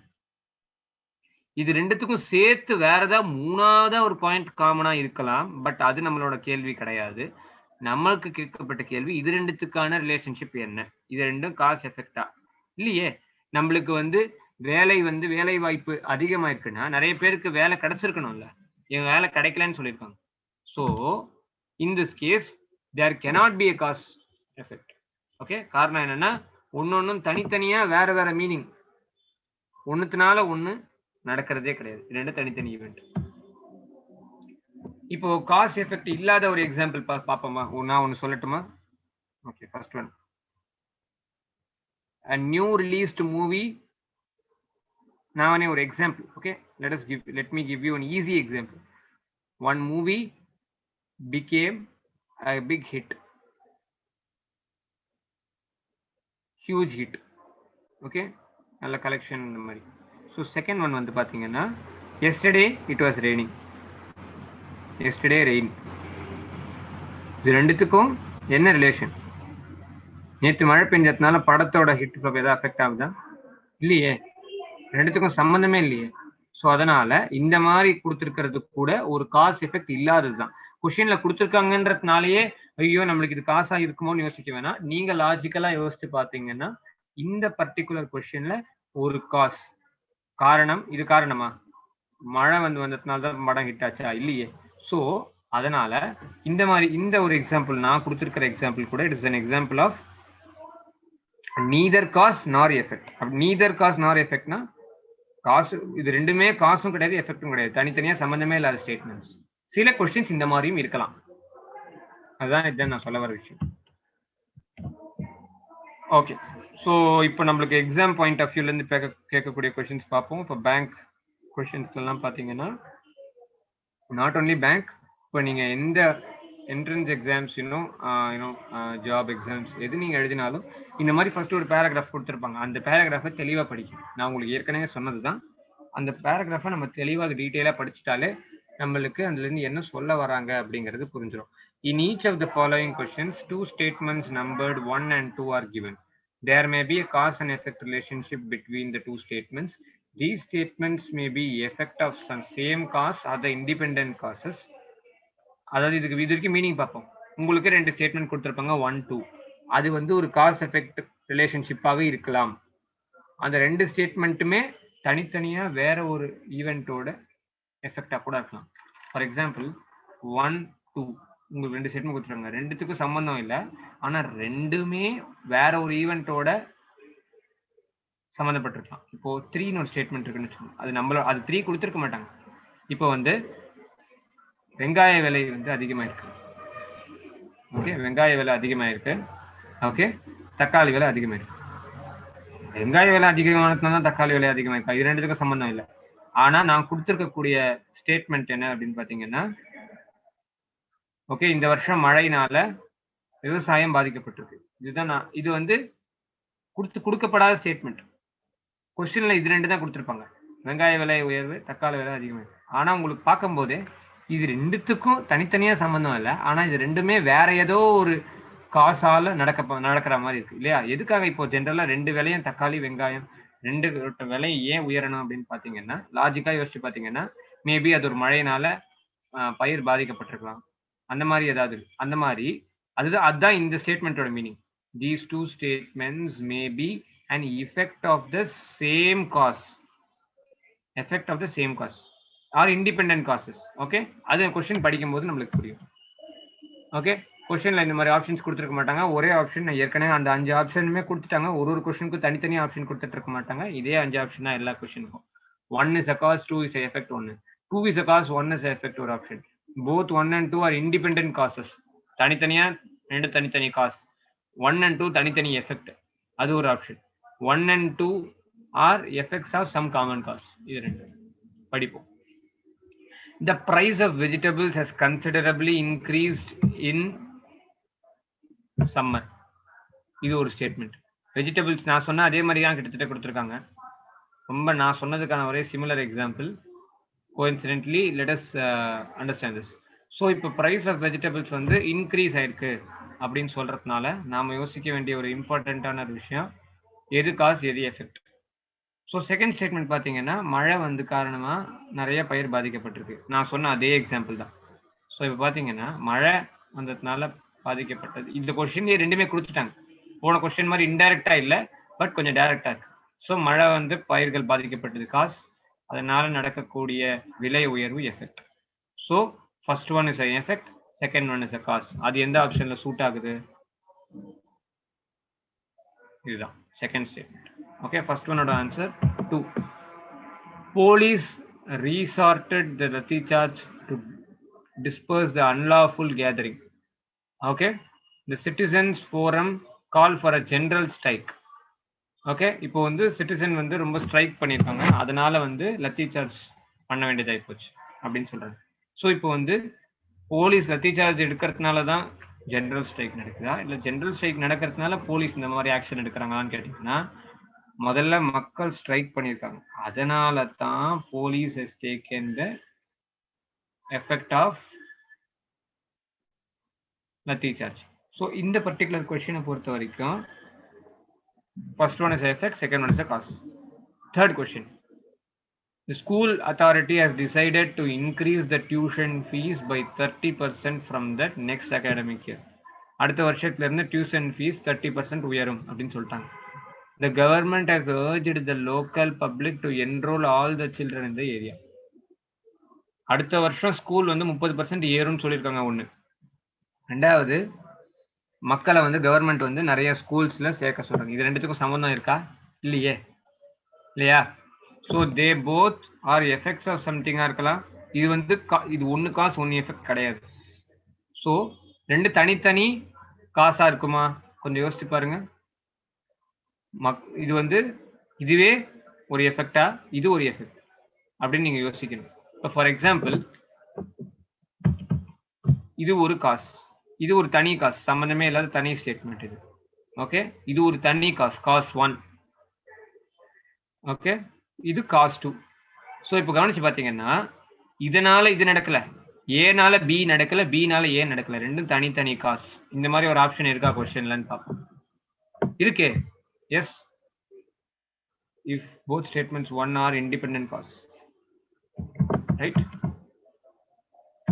Okay, so next question. It is the aim of the city's civic authority to get the pollution reduced by the next 2 months. இப்போ சிட்டியோட அத்தாரிட்டியோட எய்ம் என்ன அப்படின்னு பார்த்தீங்கன்னா ஏர் பொல்யூஷனை ரெடியூஸ் பண்ணணும். This is going to be the authority of the police. So இந்த city civic authority வந்து குறைச்சே ஆகணுங்கிறது அவங்களோட. The number of asthma cases has constantly increasing. Second ஸ்டேட்மெண்ட்ல என்ன கொடுத்துருக்காங்கன்னா சிட்டியில ஆஸ்துமா கேசஸ் இன்க்ரீஸ் ஆயிருக்கு. ஃபர்ஸ்ட் ஸ்டேட்மெண்ட் பார்த்தீங்கன்னா சிட்டியில இருக்கக்கூடிய அந்த ஒரு ஏர் பொல்யூஷனை வந்து குறைச்சே ஆகணும்னு சொல்றாங்க. இது ரெண்டுத்துக்கான சம்பந்தம் இருக்கிற மாதிரி இருக்கா? Do you think there is a relationship between them? Yes. இல்லையா? சிட்டியில ஆஸ்துமா கேசஸ் அதிகமானதுனால தானே அவங்க வந்து அதை ஏர் பொல்யூஷனை குறைக்கிற மாதிரி கேட்டிருப்பாங்க. இந்த கொஸ்டினோட லாஜிக் படி பார்த்தா இது காஸ், இது எஃபெக்ட். இப்போ நீங்க எப்படி இதை வெரிஃபை பண்ணலாம், எப்படி வந்து ஈஸியா கண்டுபிடிக்கிறீங்க, இல்லை எப்படி ஈஸியா வெரிஃபை பண்ணலாம்னு கேட்டீங்கன்னா எது காசோ, இப்போ ஃபார் எக்ஸாம்பிள் இந்த கொஸ்டின்ல first case effect, second case காசுன்னு சொல்லிட்டு அதை ரெண்டுத்தையும் சேர்த்து படிச்சு பார்க்கணும். இப்போ தனித்தனியா ஸ்டேட்மெண்டா கொடுத்துருக்காங்க, ரெண்டுத்தையும் சேர்த்து படிச்சு பார்க்கணும். அப்ப ரெண்டுக்கும் ஒரு கோர்வை, ஒரு லிங்க் மாதிரி இருக்கா அப்படிங்கறத நம்ம பார்ப்போம். இப்போ ஃபர்ஸ்ட் ஸ்டேட்மெண்ட்ல என்ன கொடுத்துருக்காங்க? Effect. Second statement cause. So cause தான் முதல்ல நடக்கணும்னு நான் ஏற்கனவே சொல்லியிருக்கேன். ஸோ காசை ஃபர்ஸ்ட் படிப்போம். The number of asthma cases in the city is constantly increasing. So இப்போ நடுவில் சோன்ற வேர்ட் ஆட் பண்ணிப்போம். So it is the aim of the city civic authority to get the air pollution reduced by 20% in the next 2 months. Asthma case அதிகமா இருக்கு, அதனால சிட்டியோட police என்ன decide பண்ணிருக்காங்கன்னா அடுத்த 2 மாசத்துக்குள்ள அவங்க 20% ஏர் பொல்யூஷன் குறைக்கணும். ஆஸ்துமா வந்து ஜென்ரலா இப்ப நீங்க இதுல யோசிக்க வேண்டிய லிங்க் என்னன்னு பாத்தீங்கன்னா ஆஸ்துமா வந்து எதனால இன்க்ரீஸ் ஆகுதுன்னு பாத்தீங்கன்னா பொல்யூஷன். நீங்க கேட்கலாம் பொல்யூஷனால மட்டும்தான் ஆஸ்துமா வருமானு. இங்க இந்த கொஸ்டினை பொறுத்த வரைக்கும் தே both R logically connected. Asthma வந்து பொல்யூஷனால காசு ஆகிறதுனால நாம எடுக்கக்கூடிய அசம்ஷன் என்ன அப்படின்னு பாத்தீங்கன்னா ஆஸ்துமா வந்து காஸ், அந்த சிட்டியோட பொல்யூஷன் தடுக்கிறது வந்து effect. In this case answer படிப்போம். Okay, in this case answer வந்து எதுன்னு பாத்தீங்கன்னா 2 is the cause, 1 is the effect. இதுதான் அந்த கொஸ்டினுக்கு ஆன்சரா வருது இல்லையா? The university authority has instructed all the colleges under its jurisdiction to ban the use of all phones inside the college premises. University வந்து எல்லா காலேஜ் தனக்குள்ள இருக்கிற அத்தனை, இப்போ ஃபார் எக்ஸாம்பிள் அண்ணா யூனிவர்சிட்டி மாதிரி ஒரு யூனிவர்சிட்டிக்கு அடியில் இருக்கிற காலேஜஸ். ஸோ இதுல வந்து யூனிவர்சிட்டி காலேஜ்னு 2 வேர்ட்ஸ் இருக்கு. ஸோ நம்ம மைண்ட் வந்து ரியல் லைஃப் எக்ஸாம்பிளோட லிங்க் பண்ணாதான் நம்மளால ஈஸியாக ஞாபகம் வச்சுக்க முடியும். ஸோ இப்போ யூனிவர்சிட்டினா அண்ணா யூனிவர்சிட்டி அப்படின்னு நம்ம மைண்ட்ல வச்சுக்கிட்டோம்னா நம்மளுக்கு ஈஸியா இருக்கும். இது நம்மளோட எக்ஸாம்பிள். அண்ணா யூனிவர்சிட்டி அதுக்குள்ள இருக்கிற அத்தனை காலேஜஸோட போன்ஸையும் பேன் பண்ண சொல்லியிருக்காங்க. ஏன் இந்த மாதிரி நான் எக்ஸாம்பிள் அண்ணா யூனிவர்சிட்டியில எடுக்கிறேன்னா எனி யூனிவர்சிட்டியா இருக்கலாம், மெட்ராஸ் யூனிவர்சிட்டியா இருக்கலாம், எனிதிங். ஸோ நான் எதுக்காக எனி எக்ஸாம்பிள் எடுக்கிறேன்னா இங்க 2 வேர்ட்ஸ் இருக்கு, யூனிவர்சிட்டி காலேஜ். நம்ம மைண்ட் கன்ஃபியூஸ் ஆகும், யூனிவர்சிட்டியா காலேஜா, 2 தனித்தனியாச்சே அப்படின்னு. ஆனா இந்த கொஸ்டினை பொறுத்த வரைக்கும் university authority has instructed all the colleges under it's jurisdiction. அந்த யூனிவர்சிட்டிக்கு அடியில் வரக்கூடிய ஆர் அந்த கண்ட்ரோல்ல வரக்கூடிய ஆல் காலேஜஸ்க்கு இந்த ஒரு பர்டிகுலர் ரூல் அவங்க இம்போஸ் பண்ணியிருக்காங்க. என்ன ரூல் அப்படின்னு பார்த்தீங்கன்னா all phones inside college premises not allowed. Phone use பண்ணக்கூடாது காலேஜுக்குள்ள அப்படின்னு சொல்லியிருக்காங்க. Okay, majority of the teachers of the colleges signed a joint petition to the university complaining about the disturbances caused by cell phone ringtones inside the classroom. அதாவது second ஸ்டேட்மெண்ட்ல என்ன சொல்லியிருக்காங்கன்னா, நிறைய teachers, college teachers, யூனிவர்சிட்டியில college teachers எல்லாமே ஒரு college, for example university இருக்கு, college 1, college 2, college 3, college 4 இருக்கு. ஸோ ஒவ்வொரு காலேஜ்லயும் நிறைய டீச்சர்ஸ் இருப்பாங்க இல்லையா, டீச்சர் 1, டீச்சர் 2, டீச்சர் 3, அந்த மாதிரி நிறைய டீச்சர்ஸ் வந்து ஒவ்வொரு காலேஜ்ல இருந்தும் நிறைய டீச்சர்ஸ் வந்து யூனிவர்சிட்டிக்கு எழுதி போட்டிருக்காங்க. என்னென்ன, தட் ரிங்டோன் ஃபோன் அடிக்கிறதுனால நிறைய ப்ராப்ளம்ஸ் வருது. இது லாஜிக்கலா இருக்கான்னு யோசிச்சு பாருங்க. லாஜிக்கலா தானே இருக்கு, கரெக்டா இல்லையா? செல்போன்னால நிறைய ரிங்டோன் ப்ராப்ளம் வருது. டீச்சர்ஸால எழுதி போட முடியுமா? முடியும். ஜாயின்ட் பெட்டிஷன் எழுத முடியும் யூனிவர்சிட்டிக்கு. அதனால அதை வந்து யூனிவர்சிட்டி பேன் பண்ணிருக்காங்க. இது லாஜிக்கலா நடக்குமா? நீங்க உங்ககிட்ட கேட்டுக்க வேண்டிய கேள்வி, first statement logically is it true, second statement logically is it true. So once you get to know whether both the statements are true, now you get into which is the cause, which is the effect. இதுல எது cos எது effect, ரொம்ப ஈஸியான question. இந்த particular கொஸ்டினை பொறுத்தவரை இந்த joint petition அவங்க சைன் பண்றது தான் காஸ், அதனால வரக்கூடிய அந்த பேன் தான் எஃபெக்ட். இதுதான் ஆன்சர். ஏன் அப்படின்னு பாத்தீங்கன்னா, முதல்ல டீச்சர் சைன் பண்ணிருக்காங்க, அதுக்கப்புறம் தான் அதனால வரக்கூடிய கேஸ் நடக்குது. நீங்க லாஜிக்கலா எது முதல்ல வரும்னு யோசிச்சு பார்க்கணும். Okay, next third part of the discussion. இன்னைக்கு நம்ம ஃபர்ஸ்ட் பார்த்த டிஸ்கஷன் வந்து கோர்ஸ் ஆஃப் ஆக்ஷன் பத்தி பார்த்தோம். கோர்ஸ் ஆஃப் ஆக்ஷன்னா என்னது?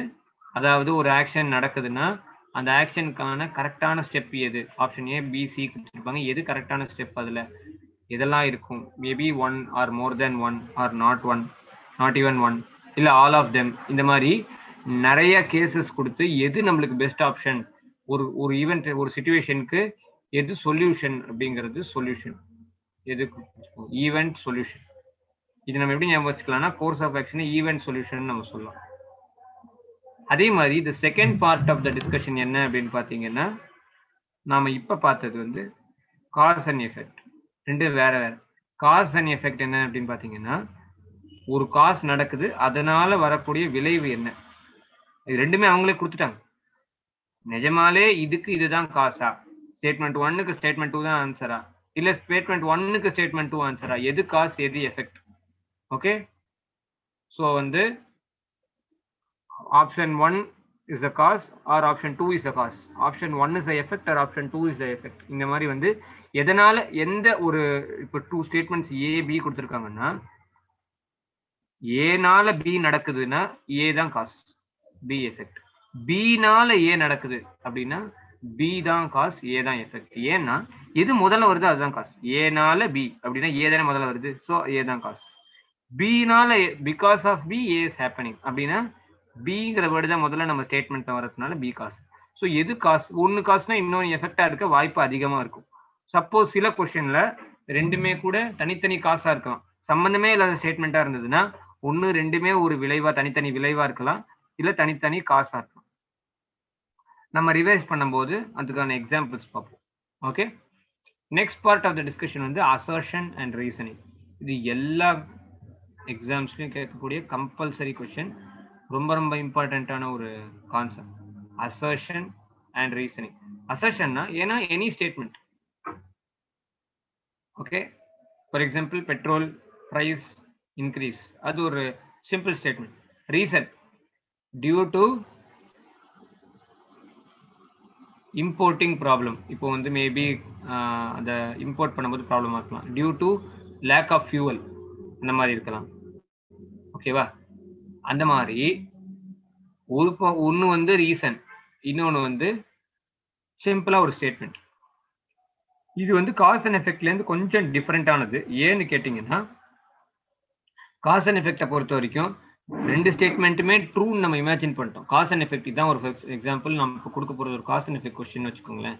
அந்த கொஸ்டின்லயே நம்மளுக்கு தெரிஞ்சிடும் both the statements are true.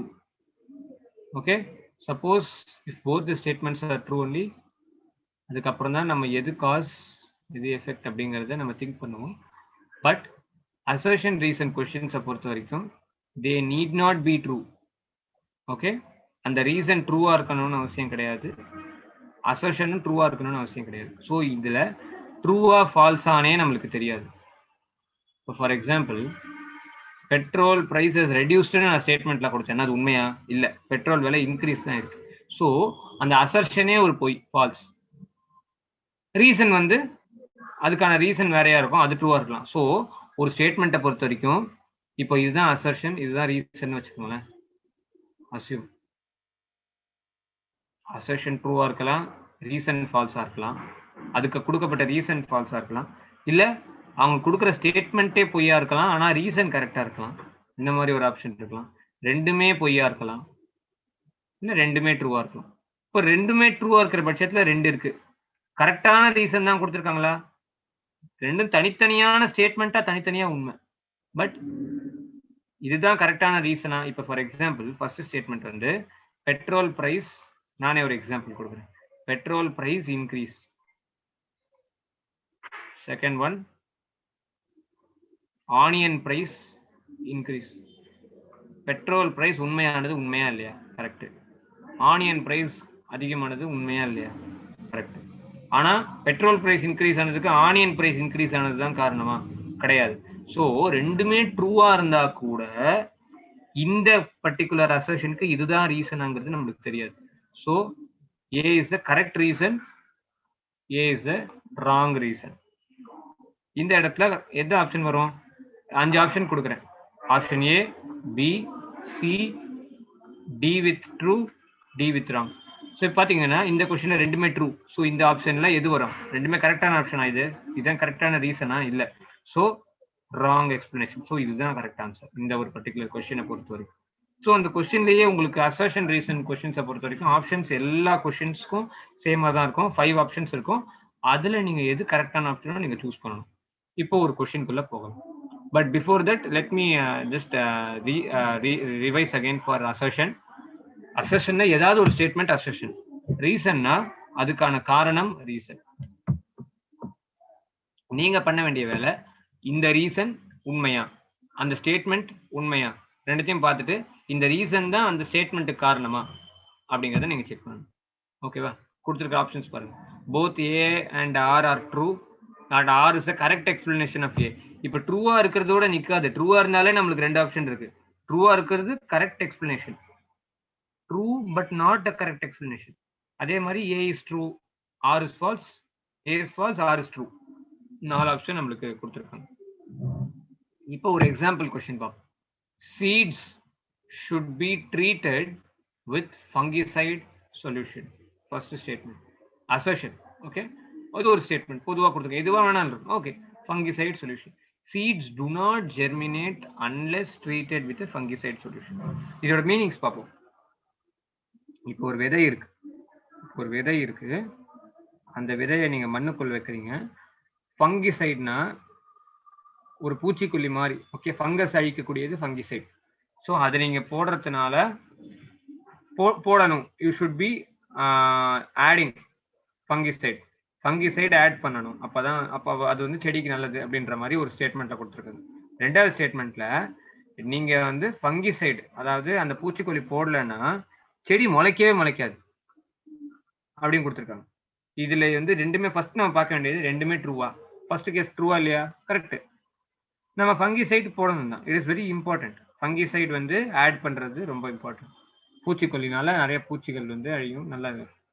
But நீங்க பூச்சிக்கொல்லி போடலைன்னா செடியே முளைக்காதா? பூச்சிக்கொல்லி போடாம செடி முளைச்சதே இல்லையா அப்படின்னு கேட்டீங்கன்னா இல்ல, பூச்சிக்கொல்லி போடலைன்னா செடி முளைக்கும். So first statement true, second statement பொய். ஆல்ரெடி அவங்க கொடுத்த ஸ்டேட்மெண்ட்டே தப்பு. ஸோ ஆப்ஷன் என்ன, ஆன்சர் என்ன அப்படின்னு பாத்தீங்கன்னா இந்த கொஸ்டினை பொறுத்த வரைக்கும் A is true, R is false. Assertion ட்ரூவா இருந்துச்சு, ஆனா ரீசன் தப்பா இருக்கே. எதுக்காக நம்ம ஆக்சுவலா அப்ப கரெக்டான ரீசன் என்ன யோசிச்சு பாருங்க. கரெக்டான ரீசன் என்ன? ஃபங்கிசைடு வந்து எதுக்காக ஜென்ரலா ஆட் பண்றோம்? அது போடலன்னா செடியே முளைக்காதுன்றதுக்காக கிடையாது. when you add that it will be helpful. இப்போ அதோட ஆன்சர் என்னன்னு பார்ப்போம். seeds are treated with fungicide to avoid seed borne disease. அது வந்து ஒரு பர்டிகுலர் சீடுக்கு ஒரு டிசீஸ் மாதிரி ஒன்று வரும், அதை தடுக்கிறதுக்காக நம்ம ஆட் பண்ணுவோம். ஆனா it is not true that unless the seeds are treated with fungicide it cannot germinate. அந்த ஃபங்கிசைட் நீங்க ஆட் பண்ணலனாலும் செடி முளைக்கும். ஆனா ஃபங்கிசைட் ஆட் பண்ணா இன்னும் பெட்டரா இருக்கும் பொதுவா பொறுத்த வரைக்கும். ஃபங்கிசைட் ஆட் பண்ணா மட்டும்தான் செடி முளைக்குங்கிறது கிடையாது. செடிக்கு தேவையான 3 முக்கியமானது வந்து மண்ணு, சூரிய வெளிச்சம், தண்ணி. இது நம்ம எல்லாருக்குமே தெரியும். இதுல எங்கேயாவது வந்து பூச்சிக்கொல்லி வருதா? இல்ல. பூச்சிக்கொல்லிங்கிறது நம்ம அடிஷ்னலா ஆட் பண்ணக்கூடியது. எதுக்குன்னா அந்த எதுவும் அந்த செடிக்கு எதுவும் அந்த நோய் அந்த இது எதுவும் வரக்கூடாது, அந்த சீட் விதைக்கு எதுவும் சீட் போன் டிசீஸ் எதுவும் வரக்கூடாதுங்கிறதுக்காக ஆட் பண்ணக்கூடியது. ஸோ இந்த மாதிரி நீங்க ஃபர்ஸ்ட் பார்க்க வேண்டிய whether both of them are true. First check whether assertion is true, then check whether reason is true. ரெண்டுமே ட்ரூவா இருக்குன்னு கன்ஃபார்ம் ஆயிடுச்சுன்னா அப்ப இதுதான் is R a correct explanation of A reason. இந்த ரீசன் தான் கரெக்டானதா இல்ல வேற ஏதாவது ரீசன் இருக்கான்னு நீங்க யோசிக்கணும். Okay, so next, steam engine was invented by James Watt. Okay,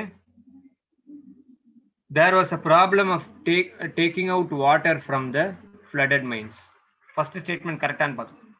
steam engine வந்து இன்வென்ட் பண்ணது ஜேம்ஸ் வாட்டா, ட்ரூ தானே? கரெக்ட் தான். Second one, there was a problem taking out water from the flooded mines. தண்ணி இறைக்கிறதுக்கு problem இருந்தது, அது வந்து அதுவும் உண்மைதான். தண்ணி இறைக்கிறதுக்கு ப்ராப்ளம் இருந்ததுனால தான் வந்து ஜேம்ஸ் வாட் வந்து ஸ்டீம் இன்ஜின் கண்டுபிடிச்சாரானா ஆமா. நீங்க ஹிஸ்டரி எடுத்து தேடி பார்த்தீங்கன்னா ஃபர்ஸ்ட் ஸ்டீம் இன்ஜினை கண்டுபிடிச்சது ட்ரெயினுக்காக இல்லை. பேசிக்கா ஃபர்ஸ்ட் யூஸ் பண்ணது வந்து ஸ்டீம் இன்ஜினை வந்து ஃப்ளட்டட் வாட்டரை வந்து எடுக்கிறதுக்காக.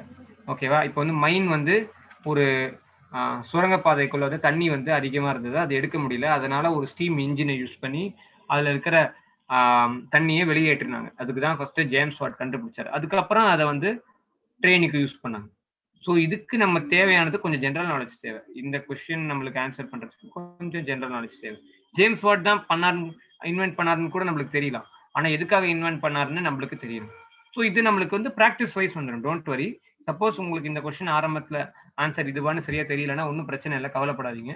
when you solve more and more problems you will get to know it. Option A is going to be the correct explanation. Option A என்னது? Option A வந்து both A and R are true. R is the correct explanation of A. So அந்த ஒரு James what கொஸ்டினுக்கு A தான் correct. ஓகேவா? புரிஞ்சுதா? ஏன்னா option A. Okay, both assertion and reason are true and R is the correct explanation of A. So இதுதான் is going to be our answer. So next one, increase in carbon dioxide would melt the polar ice. இப்போ polar ice அப்படிங்கிற இந்த concept பத்தி நீங்க படிச்சிருப்பீங்க. Carbon dioxide வந்து அதிகரிக்கிறதுனால polar ice வந்து melt ஆகுது. இது ட்ரூவா இல்லையா? Is it true or false? Just think before you answer. நான் ஆன்சர் சொல்ல முடியும், நீங்களே யோசிச்சு பாருங்க. கார்பன் டை ஆக்சைடு இன்க்ரீஸ் ஆகிறதுனால தான் டெம்பரேச்சர் இன்க்ரீஸ் ஆகுது. டெம்பரேச்சர் இன்க்ரீஸ் ஆகிறதுனால தான் போலார் ஐஸ் மெல்ட் ஆகுது. So true. Global temperature would rice. இந்த ஸ்டேட்மெண்ட் ட்ரூ, இந்த ஸ்டேட்மெண்ட்டும் ட்ரூ. இதுக்கு வந்து ஆர் தான் ரீசனா? குளோபல் டெம்பரேச்சர் ரைஸ் ஆகிறதுனால தான் வந்து போலார் மெல்ட் ரைஸ் வந்து உருகுதா? S, correct. இப்போ வந்து இந்த ரெண்டு ஸ்டேட்மெண்ட்டையும் படிச்சு பாருங்க. Increase in the carbon dioxide would melt the polar ice அப்படின்னு. இப்போ வந்து உங்களுக்கு ஒரு சீக்ரெட் ட்ரிக் சொல்லட்டுமா? இப்போ வந்து ரெண்டு ஸ்டேட்மெண்ட்டுமே ட்ரூன்னு வச்சுக்கோங்களேன். இப்போ ஒன்று ட்ரூ ஒன்று ஃபால்ஸ்னா டைரக்டா நீங்க ட்ரூ ஃபால்ஸ் அப்படின்னா ஆப்ஷன்லயே இருக்கும், நீங்க செக் பண்ணிட்டு போயிடலாம். ஃபால்ஸ் ட்ரூ, ஒன்று ஃபால்ஸ் ஒன்று ட்ரூ அப்படின்னா. பட் ரெண்டுமே ட்ரூன்னா தான் உங்களுக்கு அதுலயே ரெண்டு கன்ஃபியூஷன் இருக்கும். Correct explanation, not correct explanation அப்படின்னு. ஸோ அந்த மாதிரி இருக்கும்போது உங்களுக்கு ஒரு ட்ரிக் என்னன்னா, ஃபர்ஸ்ட் ஸ்டேட்மெண்ட் அசர்ஷன் படிச்சுட்டு பிகாஸ் அப்படின்ற அந்த வேர்ட் ஆட் பண்ணிட்டு இதை படிக்கணும். Increase in carbon dioxide would melt the polar ice because global temperature would increase. கரெக்டா இல்லையா? குளோபல் டெம்பரேச்சர் இன்க்ரீஸ் ஆகிறதுனால தானே அந்த கார்பன் டை ஆக்சைடுனால வந்து நம்ம போலார் ஐஸ் மெல்ட் ஆகுது. So correct explanation. So answer is a, option A. Option A என்ன? both A is true and R is true and also it is a correct explanation of A. So இந்த reason கரெக்டான reason for A. ரெண்டுமே கரெக்டா இருக்கு. அதாவது ரெண்டு assertion reason இந்த ரெண்டு ஸ்டேட்மெண்ட்மே ட்ரூவா இருந்தா மட்டும்தான் நம்ம அது கரெக்டான எக்ஸ்பிளனேஷனானே பார்ப்போம். ஏதாவது ஒன்று ஃபால்ஸா இருந்ததுன்னா டைரக்டா ஆன்சருக்கு நம்ம டிக் பண்ணிடுவோம். Remember that. So the explanation for the particular statement is going to be carbon dioxide envelops the Earth's atmosphere by trapping the heat. Okay, so basically பார்த்தீங்கன்னா கார்பன் டை ஆக்சைடு வந்து generally அதோட purpose என்னன்னு பார்த்தீங்கன்னா it will trap the heat on the Earth's atmosphere. இப்போ வந்து சூரியன்லேருந்து நம்மளுக்கு heat வருது இல்லையா, அதை வெளியில போகாம தடுக்கக்கூடியது வந்து அந்த கார்பன் டை ஆக்சைடு தான். பட் அந்த கார்பன் டை ஆக்சைடு அளவோட இருந்தா சரி, ஆனா அது அளவோட அதிகமாச்சுன்னா வெப்பம் அதிகமாகிட்டே இருக்கும். whenever the heat increases at that time the global temperature அதிகமாகும். உலகத்தோட டெம்பரேச்சர் அதிகமாச்சுன்னா ஐஸ் உருக ஆரம்பிச்சிடும். ஸோ அந்த ஐஸ் உருகுச்சுன்னா நம்மளுக்கு ஒரு ப்ராப்ளமா தான் அமையும். ஸோ இதுதான் நம்மளுடைய ஆன்சர். ஸோ இந்த சாப்டர் ரொம்ப ஈஸியான சாப்டர் தான். we saw about 3 different topics. first one is course of action. okay, course of actionல வந்து ரொம்ப easy. we saw about how to choose the correct statement as the answer.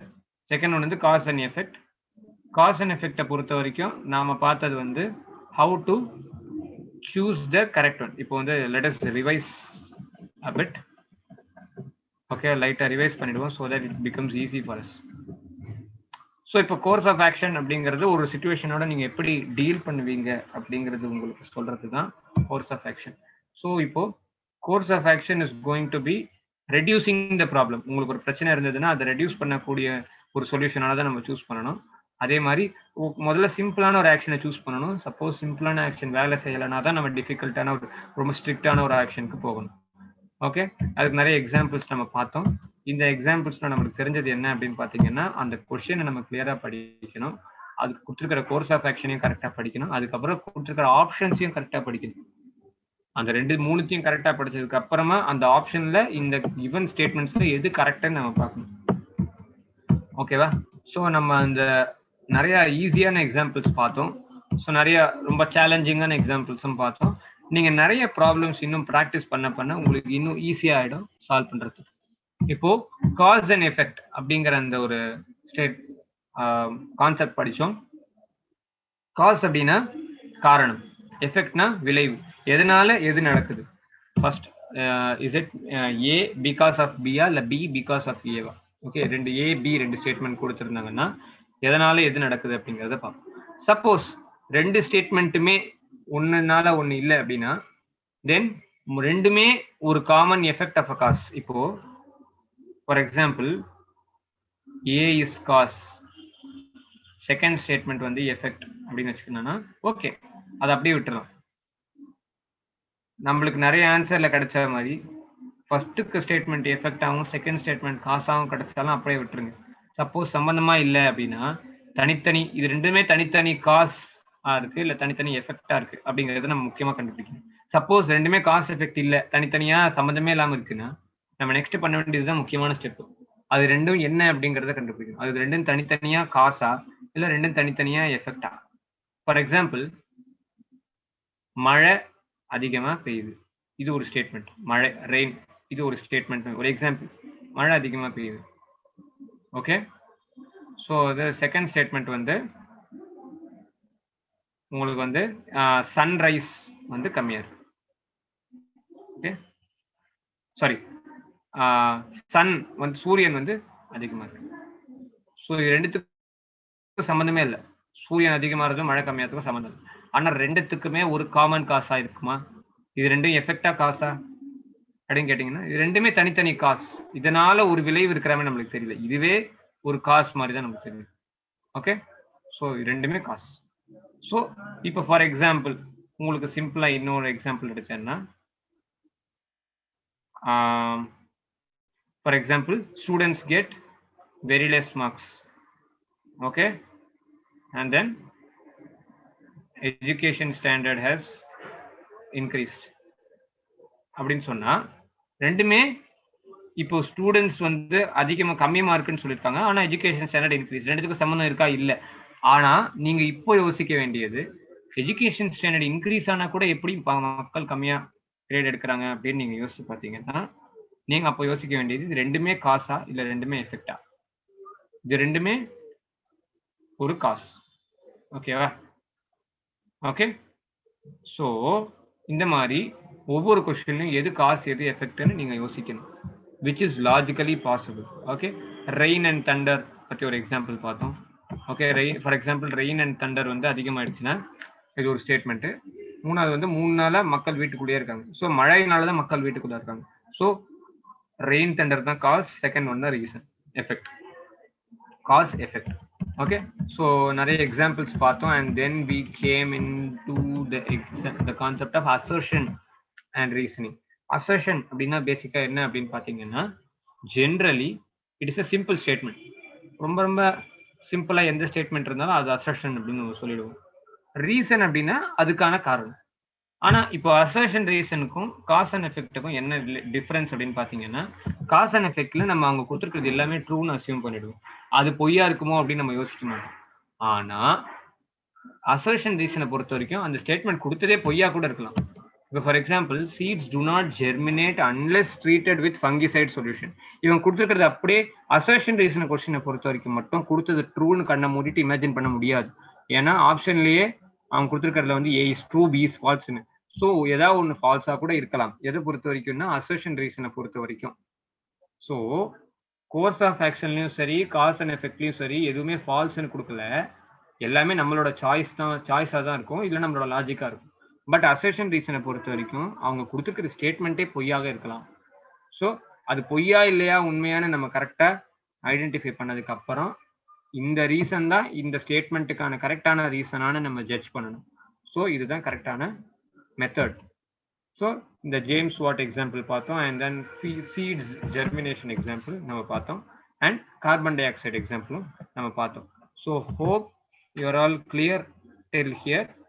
இது ரொம்ப ஈஸியான concept தான். இது நீங்கள் டெய்லி லைஃப்பில் நீங்கள் யூஸ் பண்ணக்கூடிய ரொம்ப இம்பார்ட்டண்ட்டான ஒரு கான்செப்டாகவே இது நீங்கள் யூஸ் பண்ணலாம். Okay, so thank you students. Thank you for attending the bank PO and clerk coaching class organized by the Department of Employment and Training, Government of Tamil Nadu. Let us meet in the next session.